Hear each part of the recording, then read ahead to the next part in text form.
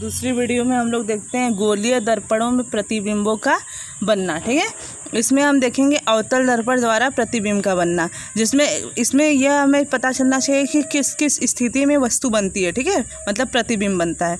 पहला, जब वस्तु अनंत पर हो। ठीक, जब वस्तु कहाँ हो? अनंत पर हो। और ये वस्तु कहाँ पर है? अनंत पर है। तो इसका जो जब वस्तु अनंत पर हो, ठीक है, वस्तु कहाँ पे है? अनंत पे है। आइए इसकी स्थिति देख लेते हैं। प्रतिबिंब, जो ये प्रतिबिंब बन रहा है वो वास्तविक बन रहा है। ठीक है, वास्तविक बन रहा है, मतलब वास्तव में ये प्रतिबिंब क्या हो रहा है? बन रहा है। फोकस पर क्या बन रहा है? उल्टा बन रहा है, वस्तु से बहुत छोटा है। वस्तु कहाँ से आ रहा है? मतलब अनंत पर था, तो ये इसका प्रतिबिंब क्या हुआ? वस्तु से बहुत छोटा बन रहा है तथा वस्तु की ओर ही बन रहा है। ओके, नेक्स्ट है, जब वस्तु अनंत और वक्रता केंद्र के बीच में हो। जब वस्तु अनंत ये हो गया और वक्रता केंद्र ये हो गया, इसके बीच में जब बने, ठीक है, तो क्या बनेगा? वास्तविक, उल्टा तथा वस्तु के आकार से बहुत छोटा दिख रहा है, बहुत छोटा है। ठीक, उसको सब लोग रिवीजन अच्छे से कर लेगा। ओके, इससे बहुत मतलब क्वेश्चन आ जाता है एग्जाम में एक बार। जब वस्तु वक्रता केंद्र सी पर रखी हो, ये मोस्ट है, इससे आता है क्वेश्चन। देखिए, इसमें क्या होगा? वास्तविक उल्टा वक्रता केंद्र पर होगा और वस्तु के आकार के बराबर होगा, है बराबर, तथा वस्तु की ओर ही बनता है। देखिए, जब वस्तु वक्रता केंद्र सी तथा फोकस एफ के बीच हो, तो सबसे पहले क्या है? इसमें ए बी हमारा एक दर्पण के वक्रता केंद्र सी तथा फोकस के बीच रखा हुआ है। किसके बीच में रखा हुआ है? वस्तु सी और एफ के बीच में रखा हुआ है। ठीक है, और इसका ये ए, मतलब जो हम ए और बी नाम वस्तु का दिए हैं, इसका ए जो मुख्य अक्ष के समांतर क्या कर रहा है? मुख्य अक्ष के समांतर चलने वाली जो किरण है वो क्या है? AM1। ठीक है, क्या हो रही है? परावर्तित होकर, किससे परावर्तित हो रही है? मुख्य फोकस से हो रही है, होकर जाती है, जा रही है ना, वापस तो नहीं आई। ठीक है, बात समझ में आया? दूसरी, अब जो दूसरा किरण है वो ए से, जो सिरा उसका मुख्य सिरा है ए से, ठीक है, ए से जाते हुए कहाँ पे जा रहा है? M2 की ओर जा रहा है, जो कहाँ से जा रहा है? मुख्य फोकस से होकर जाता है। ठीक है, परावर्तित होकर, जब ये यहाँ से गया तो परावर्तित होकर मुख्य अक्ष के समांतर हो जा रहा है, हो रहा है। ठीक है, फिर ये दोनों जो परावर्तित किरणें हैं, ये दोनों ये दोनों परावर्तित किरणें किस पर काटती हैं? ए का प्रतिबिंब बनाती हैं। ठीक है, समझ में आया? यहाँ से ये वस्तु गई और इससे ये परावर्तित हुई, फिर मुख्य फोकस से परावर्तित होकर कौन सा प्रतिबिंब बनाई? A डैश B डैश प्रतिबिंब बनाती है। ओके, अब इसका स्थिति देख लीजिए। स्थिति क्या है? अनंत और वक्रता केंद्र के बीच में वस्तु से बड़ा, वास्तविक है, वस्तु से बड़ा है, उल्टा है, वस्तु से उल्टा है तथा वस्तु की ओर बनता है। आगे चलिए। जब वस्तु फोकस पर रखी हो, कहाँ पर रखी हो? फोकस पर रखी। फोकस से चलने वाली किरणें दर्पण से क्या हो रही है? परावर्तन के पश्चात, दर्पण से परावर्तन के पश्चात समांतर हो जा रही है, हो रही है। जब कोई बिंदु वस्तु फोकस पर रखी हो तो इससे चलने वाली किरण मुख्य अक्ष के समांतर हो जाती हैं। ओके, अब इसका स्थिति देख लीजिए। प्रतिबिंब वास्तविक है, उल्टा है, वस्तु से बहुत बड़ा बन रहा है। आगे, जब वस्तु फोकस तथा ध्रुव के बीच हो, कहाँ पे हो? तो इसमें क्या होगा?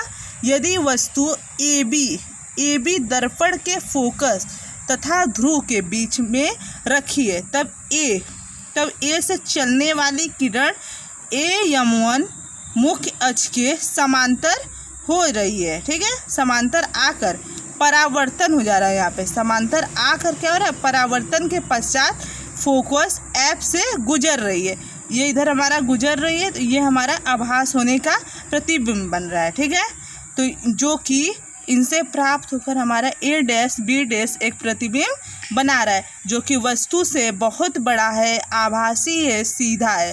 ओके, आगे चलिए बच्चों, अब हम लोग देखते हैं उत्तल दर्पण द्वारा प्रतिबिंब का बनना।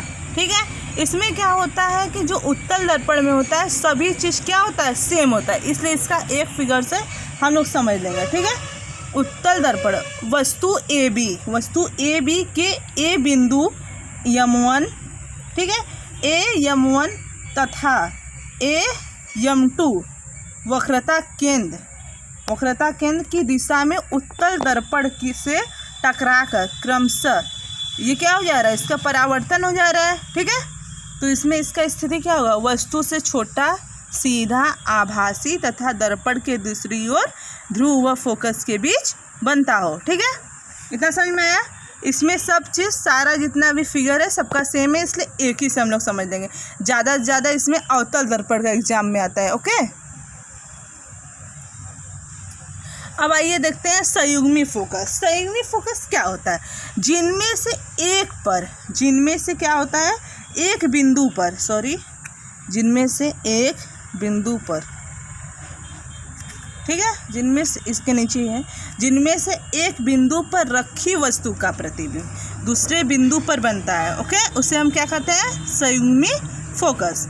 अब आइए हम लोग समझ लेते हैं चिन्ह परिपाटी अवतल दर्पण। ये हम लोग क्यों समझेंगे, सूत्र मतलब सवाल लगाने के लिए। ठीक है,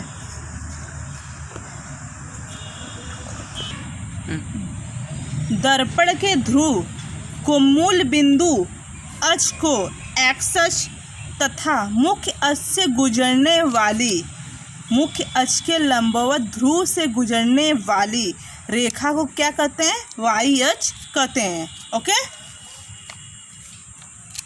आपतित प्रकाश बाईं ओर से दाहिनी ओर की ओर चलता है। ठीक है, अब इसमें क्या होता है, समस्त दूरियां दर्पण से नापी जाती है, समस्त दूरियां ध्रुव के दर्पण से नापी जाती हैं। ठीक, दर्पण के ध्रुव से दाहिनी ओर अर्थात आपतित प्रकाश की दिशा में नापी जाने वाली दूरियां को क्या कहते हैं, धनात्मक दूरी कहते हैं। ठीक है, तथा ध्रुव से बाईं ओर नापे जाने वाली दूरियों को हम क्या कहते हैं, मतलब विपरीत दिशा में नापे जाने वाली दूरियों को हम क्या कहते हैं, दूरियां ऋणात्मक ली जाती हैं। मतलब दाईं ओर चलेंगे तो धनात्मक और बाईं ओर चलेंगे तो ऋणात्मक। ठीक है, और दर्पण के मुख्य अक्ष से ऊपर की ओर जाएंगे तो वहाँ पे क्या हो जाएगा, हमारा दूरी धनात्मक, तथा नीचे की ओर जाने पर हमारा क्या हो जाएगा, दूरी ऋणात्मक। ओके, मतलब चिन्ह परिपाटी है, अवतल दर्पण की फोकस दूरी में ऋणात्मक होता है और उत्तल दर्पण की फोकस दूरी में क्या होता है, धनात्मक होता है। क्या होता है, धनात्मक होता है।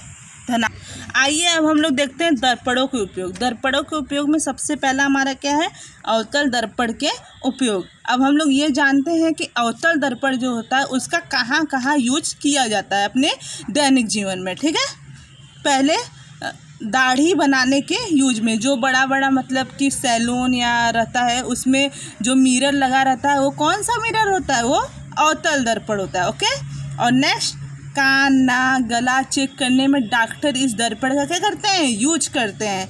और परावर्तक, जितना बात बता रहे उतना सब लोग लिखते जाएगा कॉपी में। ठीक है, हम नहीं तो नोट्स चेक करेंगे, सब लोग जितना पहले नोट्स बनाया सब लोग व्हाट्सएप पे सेंड कर देगा।